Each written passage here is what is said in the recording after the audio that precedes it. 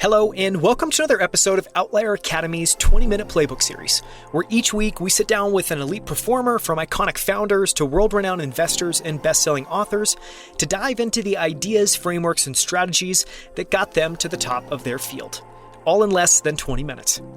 I'm Daniel Scrivner, and on the show today, I sit down with Eric Markowitz, who is the head of research at Worm Capital. Worm is one of my favorite hedge funds, and I've been reading their quarterly reports for years. They run a concentrated long-only strategy and invest in technology, innovation, and disruption. They have a concentrated portfolio of between 5 and 10 positions that today include Shopify, Spotify, Tesla, Airbnb, Amazon, and NextEra Energy. Since inception, Worm has compounded their investors' capital at over 31% per year, while the S&P 500 over the same period has delivered just over 15%. In this episode, we cover Eric's origins as a journalist and how that shaped his approach to investment research. We talk about Worm's two-step research process, which starts with what they call the Jane Goodall phase and ends with Elon Musk, the engineer. Trust me, these names are weird, but the content is absolutely amazing.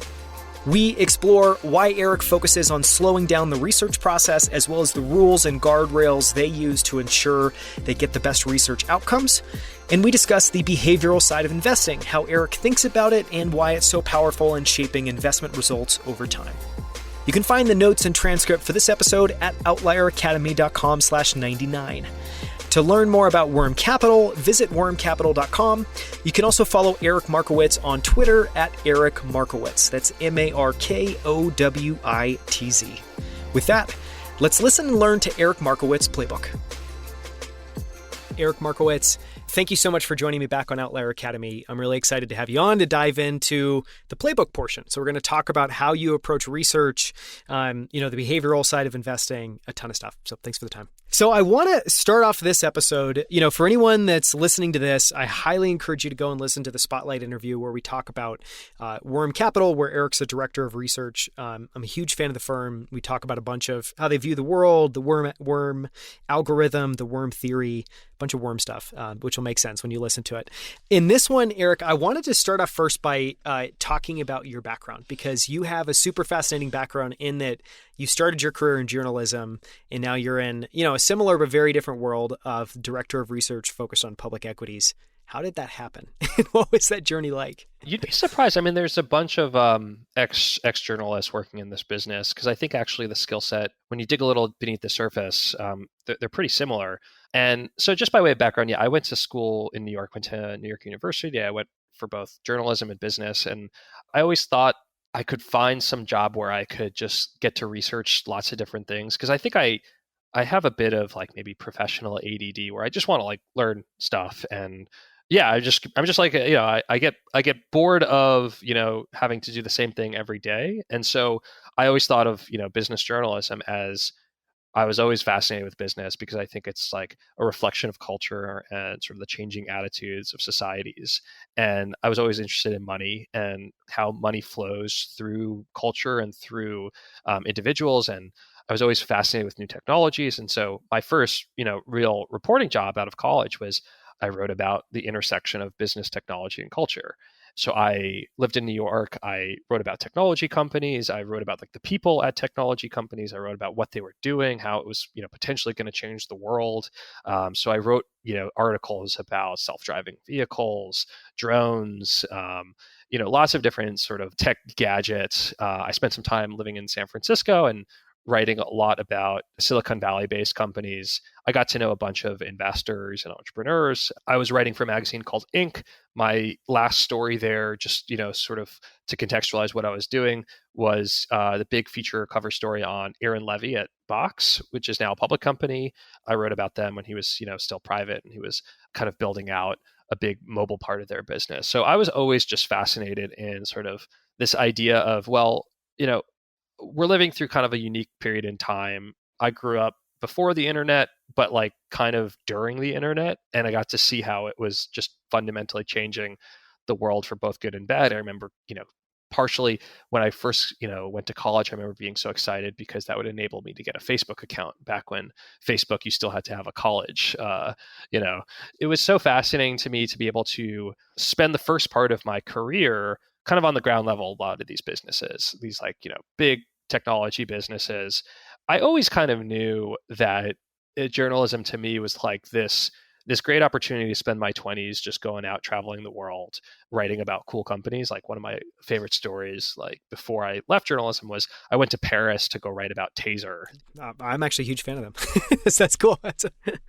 Yeah. So I profiled Rick Smith, the founder and CEO of Axon, which created the Taser product. And so that was sort of like my idea of if I can go and just like spend time researching companies, that would be amazing. And I kind of had developed a sense that, okay, this would be really cool to do as an investor, because as maybe some of your audience knows, journalism it's a tough industry to start building wealth for your family. And so I was getting married and wanting to build a family, and thought, okay, I'm going to take all these skills that I've developed as like a journalist of asking the right questions, figuring out the story, sort of digging into something, maybe getting a little bit like obsessed with a subject, which is another soft skill that I think is like definitely really applicable. And it was really just sort of like fate or kismet. I don't know what exactly, but I got an email from my now colleague, Dan Crowley, and he basically said, our founder, Arnie Allison, likes your writing about technology businesses. We're looking, to potentially build out our research team. What do you say? And I just thought, sure, it's an interesting meeting. Figured nothing would come of it, but why not? I was living in Los Angeles at the time, and I think I remember talking to my girlfriend then, who's now my wife. She says, "Yeah, just go take the meeting." So I met with Arnie. I quickly realized like, oh, this is the smartest guy I've ever met. He's like fascinating, and he's kind of like doing exactly what I want to be doing, which is like investing in these cool technology businesses that are like fundamentally changing the world around us. That's a bit of a longer answer, but really how I got to where I am today, which is spending the first 8-10 years reporting, just interviewing like thousands of entrepreneurs, executives, investors, trying to understand like what technologies, what companies were going to be sort of potentially the next big thing. I certainly at Inc. I was writing about companies like Etsy and like Kickstarter. I just that was how I was just spending my time. And now I'm kind of doing the same thing. I'm just allocating capital and helping sort of synthesize information so that we can make really good decisions. But ultimately, it just comes from a very similar process of asking questions and just spending my time kind of geeking out and reading all the stuff that comes out and talking to people and interviewing people. Yeah. No, I mean, even obviously hearing you talk through that, I'm like, yes, it's basically the same thing. It's just the focus of your research is, slightly more narrow, I guess, maybe in some ways.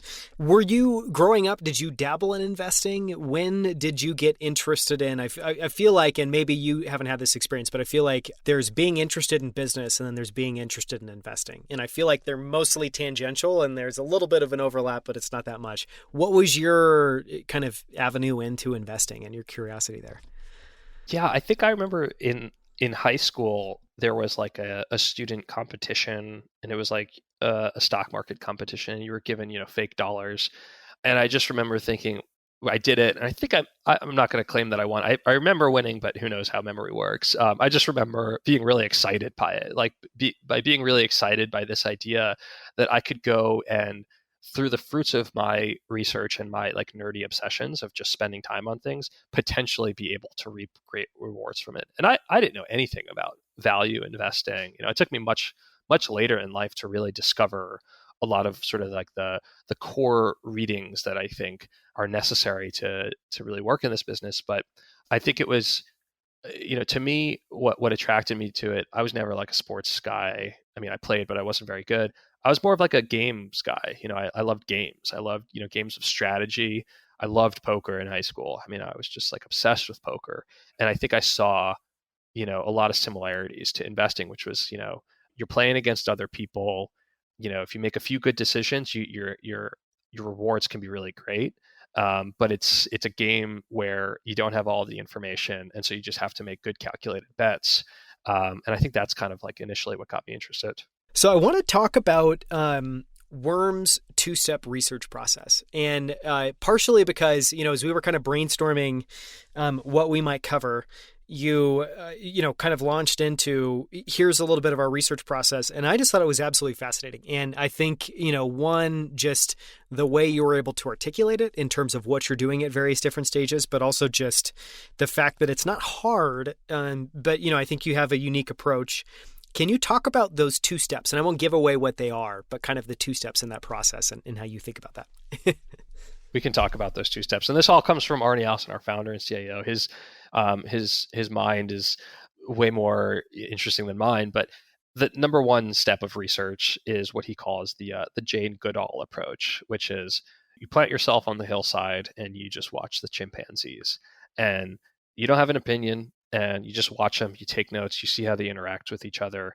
And that's like our sort of metaphor for how we approach researching industries and companies, which is we take our time, we have no opinions, and we just start watching them and seeing how they interact with the world around them.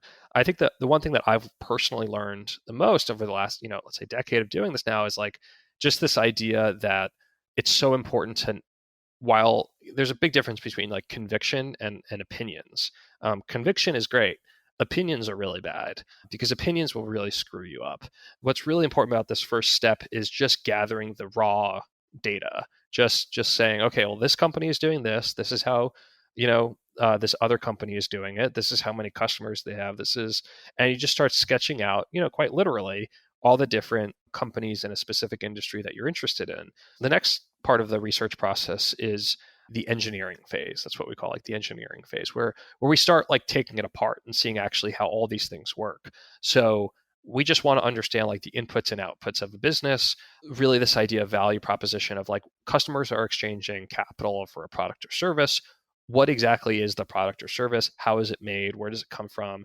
And so this is like really like the technical analysis that we really spend a lot of time on, which is once we've sort of identified the dynamics of an industry, we just go, just spend as much time as possible to understand literally how the products are made or the services. And so if we're looking at, let's say, just to use a big example, like Amazon, how does the seller system work? Like, how does the actual platform dynamics work? Who makes money? What percentage? Like exactly how it works.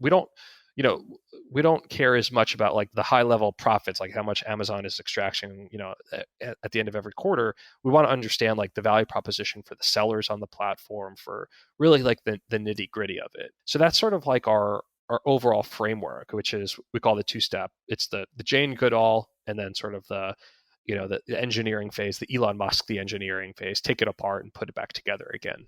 I love that second part because I feel like it recognizes that this quote shows up in a lot of books, but a way that a lot of entrepreneurs think about building a business is that they're building the machine. And I know Elon obviously talks about this a lot. This is a concept as well in Ray Dalio's principles of kind of you have to be working on the machine all the time. You have to be kind of looking down on it from above. And anyway, so I love this idea of number one, it's almost like first you're just observing, and part of that is so you don't have opinions, and so you're starting from a blank slate and you're just taking it in. And then part two is really about deconstructing, and I think understanding how the systems and machines work, and looking at inputs and outputs, and okay, something happens here, what shows up on the other side of the machine. It seems really interesting. And you talked about that a big part of doing this was just slowing down the research process. Why is that so important? And I guess what is bad about a fast research process, or where you're kind of, speed running it? Yeah, I mean, we're just kind of like humans are really just big hunks of flesh with some software attached, right? And I think our operating system is maybe not as great as we give it credit for. And so our brains are like, a Google Chrome tab, like with like 50 tabs open, right? And so like the system starts to slow down itself if you have too much things going on, right? So I guess the way I think about research is like close out all the tabs, exit out of all the programs that are taking up bandwidth, and just focus on one thing at a time. Just open up like one application. Often that involves like just like printing out stuff or like listening to a podcast and going for a walk. And so I think that like it's, in my own experience, it's just been integral to really deconstruct and slow down reading a transcript, even like an earnings transcript, and just like reading it a couple of times, highlighting it, going through it. Because I think our culture and sort of like the environment that we we're in right now is kind of obsessed with like multitasking and doing a lot of things at once. And so that's often like antithetical to really good research. Like if you think about like even like Jane Goodall or anyone who's like been a great researcher or sociologist, like they just spend a lot of time doing one thing for a period of years. And then only do they really have great insights from it. So I think that's part of it, is just this recognition that our brains are limited and we have to optimize for what we're given, what we're born with. And we're not supercomputers. We can't, take in lots of data and compute it really quickly. Well, that makes me feel better about my own capabilities. So if anything else, it sounds like we might, yeah, I think my brain sounds a lot like that browser with 50 tabs open.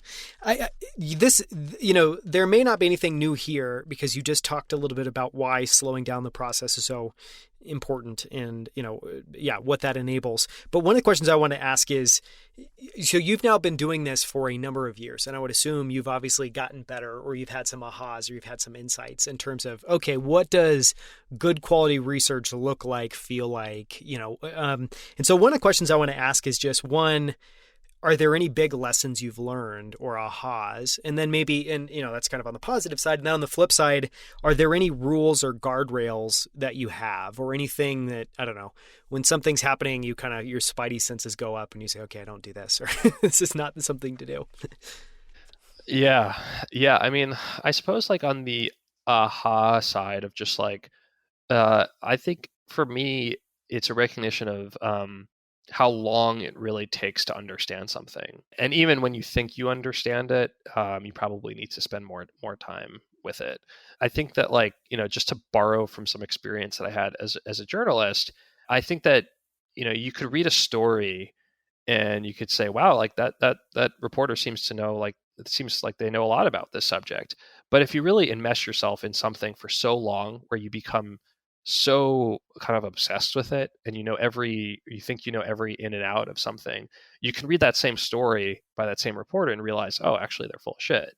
And so I think what I've kind of realized is just like the companies that we're focused on, it takes a lot of time to really know if what you're reading in the news or some analysis of it has credibility. Because I think that's ultimately what we're trying to do day to day, is determine which pieces of input have credibility to our process, and synthesizing that and curating it so that we let in the correct information and keep out the bad information, the false information. So I think that's sort of the aha, is just, maybe it's not the sexiest answer, but just like it takes a long time to really develop an expertise in something and feel confidence in it. And I'm certainly, not there yet on a lot of areas that we study. It's sort of like an active process. I'd say like on the challenging, like, sort of avoid it side is, we've talked about this before, of this idea of like action bias, of feeling like just because you now know something, if you spend time researching something, that, wow, I have to do something. And that could be defensive. That could be like, oh, I'm scared now because my thesis on something has changed and we should get rid of it. Or it could be like, wow, this thing is so great, we should invest in it. And I think the lesson learned is, there's so much value to patience in this business, that just slowing down not only the research process, but the actual like allocation process and the trading process is immensely valuable. And I think some of the greatest investors just do nothing, right? Like that is such a hard thing to conceptualize, especially in our culture that values action and values doing things. But I think it's something that, I've learned over time, or at least attempting to learn, that like sometimes really the best answer is just do nothing. Yeah, it almost sounds like another way to maybe express that idea is, if you just slow down the process, you immediately cross off a bunch of issues and risks and behavioral biases and things that are just not helpful. And so just by reducing the speed, you're setting yourself up for success. Yeah, I mean, I'm guessing you probably are as well, but like just interested in like, behavioral psychology, behavioral economists. Like I think that's some of the most, valuable investing ideas are, contained in books written by guys like, Daniel Kahneman, that kind of, genre. There's definitely like an element of like, the quantitative as being super important, but I think the behavioral elements to this business are bigger than everything. Totally. They're they play a massive role and they're also invisible. And so it's very easy to underweight them or, not recognize them or not see them or, not appreciate them. Yeah. I want to talk about that a little bit, which is, one of the things that I know you and I have discussed before is just some of the behavioral advantages that you think you guys have at Worm just with your approach. And so we can focus on the Worm aspect of it, or we can just bubble it up super high level. But I wanted to just get your thoughts on what are the behavioral advantages and how have you focused on kind of cultivating those? And that could be at Worm, that could just be in your research and your work. I think everyone has their own way of doing it. I'll just speak to how we do it, not necessarily that it's better or worse, but how we've even set up our organization to enable us to work in a way that's most comfortable to us. So we don't have like a big fancy office. I work from home. Arnie Allison, our founder and CIO, he works from home. And it's very much an intentional choice. I mean, we did this before the pandemic and everyone was remote. But I mean, so much about, I think, making good decisions is giving yourself the space and the time necessary and the comfort to do so. And I think that even like the interpersonal dynamics of being in an office can yield potentially good outcomes. But I think in our business, a lot of it is just like it's soloed work that is then shared via, a Zoom call or just a phone call, regular check-ins just to talk through things. And it's a process that, has worked for us. I think that if you're in an office and potentially behaviorally, there's like an impulse to have more action, like, hey, let's pitch this idea. Let's get this new idea in the portfolio, or like, and that's just not how we wanted to optimize. We wanted to optimize for, Arnie is our CIO and I'm director of research. How best can we work together to put together the optimal portfolio, and together with our partners at the firm, like this is just how we've chosen to do it. I think also just how we spend our time, what we read is really important. Like if you read sort of news constantly, you're just going to go crazy because it's just all negative. It's all, it's going to force you into making bad decisions. And so going back to, books that we've read in the past that have been just sort of like great guidelines of how to think and how to invest. There's a book I keep on my desk. I'm looking at it right now. It's 101 Years on Wall Street. Arnie recommended this book to me a while back. And it's just like, it's an investor's almanac, just most boring book ever. But it just shows you that like, in 1922, there was like some great concern that everyone was freaking out about, and that's over. Things like the market is just a series of cycles, and everything passes. And so sometimes it's just good to sort of ground yourself in that. And so, yeah, I mean, there's just a couple of things, but I think that like just really thinking through, like, what are you trying to achieve, and physically setting yourself up so that you can put together sort of like the most optimal solution for it. Seems like a clear through line for a lot of Worm's culture is just kind of, deliberately slowing down the process, being deliberate about how you're spending your time, being thoughtful. We talked earlier about that, your office isn't anything like Billions. It's almost like instead it's like a monastery or some sort of a Zen, Japanese structure. Yeah, it's a bunker. It's just, books and crazy notes on whiteboards and, stacks of paper. And if you have a great office, like that's awesome. I've no ill will towards anyone who has that. I just, for us, and it's just not, it's not pertinent exactly what we do. I'm a huge believer in, it's a single player game. You have to figure out what works for you. You're not going to learn that necessarily by observing what other people are doing. Okay. I want to ask a few kind of closing questions. And one is, and I'm sure you'll have a fascinating answer to this, not to, add any more pressure, but one of my favorite questions to ask is just about a recent fascination. So something you've been researching, reading recently that you just can't get out of your mind. What is that at the moment? Or what has that been recently? Yeah, we're obsessed with this idea of like, what does the future look like? And for me, it's like right now, I'm like bots, like robots. There's some companies pursuing this through a variety of modalities, but robotics, in 2030, like what could that look like? And so it's very like science fiction-y, but I think we're actually nearing a point where some of the neural net architecture that is necessary to have like really generalized AI and sentient AI is becoming more likely, at least in the next few years. So I'm very nerdily geeking out on the potential for that, and then also which company is best poised to succeed, because what's the overall market for, what's the TAM of the labor market? It's pretty big, so just like questions around that is kind of a current fascination. Yeah. I mean, that's been a fascination of mine. A company I looked at recently is Gecko Robotics, and it's a private company. It's around robotics, but what it does is both super niche, but also I think just kind of fascinating. And this is one of the things I love about businesses, to what we've talked about. It's just kind of like a window of curiosity, and one thing leads to another, leads to another. But with Gecko Robotics, basically the idea is, for anyone living in a city or not in a city, here in Colorado near Denver, there's just massive industrial bases. And so you see all these different plants, manufacturing plants, some of them are refining facilities, but it's the big industrial facilities. Those need to be inspected. They need to be inspected for a bunch of reasons. It could be a grain silo, it can be a water holder, it can be some sort of a coolant or an exhaust valve. They all have to be inspected. They're not particularly hospitable. Like the temperatures can reach hundreds of degrees, up to 300 degrees. You have to scale these things. It's not like they're easy to climb around.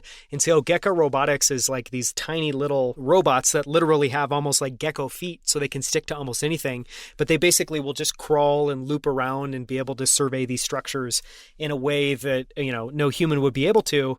And, the technology is both really advanced and also really basic in a lot of ways. And I feel like that's kind of robotics today is, both really advanced in terms of capabilities, but really basics in terms of, I don't know, where it's at in its developmental cycle, but it's fascinating. Okay, I wanted to ask as well, you talked about 101 Years on Wall Street. What other books have you loved? And these can be, weird, esoteric ones, old ones. Just, if you had to list a few of your top books that would live with 101 Years on Wall Street, what would they be? I mean, I'm a sucker for the George Soros book, The Alchemy of Finance. Soros I find to be like just a fascinating guy, because he started his career really as like a failed philosopher. And I love people, maybe, for myself, like start in one direction, end up going in a different direction. So that's one. And then, just a non-finance book that I really love it's a collection of stories by a guy named Joseph Mitchell called Up in the Old Hotel. And he was a writer for The New Yorker in like the 30s and 40s. And he did these really colorful vignettes of just people who lived in New York City in that time period. And it has no real, investing advice, but I just think it's like, I'm always fascinated in like culture and how, cultures evolve and how ultimately business is a reflection of changing cultures. And to me, I think there's like just some interesting insights in there about individuals and how they existed then and their desires and how some of those things have changed and not changed, but ultimately history just kind of repeats over time. And so I found some cool like insights from that book. Yeah, it's funny. It sounds like Up in the Old Hotel and 101 Years on Wall Street are kind of very similar. At the end of the days, they just are focused on different spheres. Well, thank you so much again for the time. It's been, amazing to have you on. And just really quickly, for anyone that wants to follow Worm Capital and Eric's writing, he publishes an amazing newsletter called Nightcrawler that everyone should subscribe to. And people can go and learn more about Worm Capital at wormcapital.com. And they can also follow you on Twitter at Eric Markowitz. And we'll link, you talked about a bunch of amazing things, including a few great books. We'll link to all that in the show notes at outlieracademy.com. Thank you so much for the time, Eric. It's been awesome. Cool. No, thank you, Daniel. I appreciate it. Thank you so much for listening. You can find links to everything we discussed, as well as the notes and transcript for this episode at outlieracademy.com/99. It's 99. For more from Eric Markowitz, listen to episode 96, where he joins me on our Investor Spotlight series to go deep on Worm Capital's approach to investing, including how they've compounded their capital at over 31% per year over the last decade, compared to just 15% for the S&P 500. And we dive into what they call worm algorithm and worm theory of investing. You can also find more incredible interviews with the founders of Level, Superhuman, 8 Sleep, Rally, and Common Stock, as well as best-selling authors and the world's smartest investors, all at outlieracademy.com. You can now also find us on YouTube at youtube.com/outlieracademy. On our channel, you'll find all of our full-length interviews, as well as our favorite short clips from every episode, including this one. So make sure to subscribe now. Thank you for listening. We'll see you right here next week on Outlier Academy.